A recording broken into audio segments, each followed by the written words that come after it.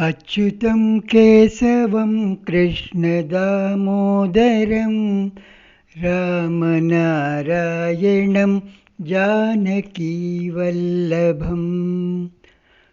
कौन कहते हैं भगवान आते नहीं, तुम मीरा के जैसे बुलाते नहीं।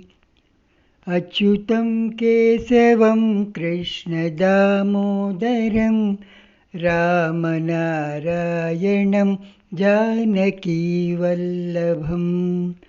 कौन कहते हैं भगवान खाते नहीं, बेर सबरी के जैसे खिलाते नहीं। अच्युतं केशवं कृष्णदामोदरं रामनारायणं जानकीवल्लभम्।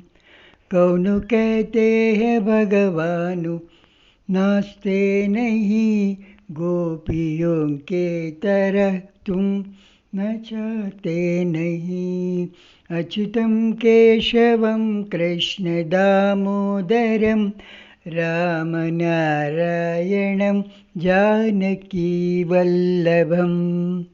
कौन कहते हैं भगवान सोते नहीं, माँ यशोदा के जैसे सुलाते नहीं। अच्युतं केशवं कृष्णदामोदरं रामनारायणं जानकीवल्लभम्। हरे कृष्ण।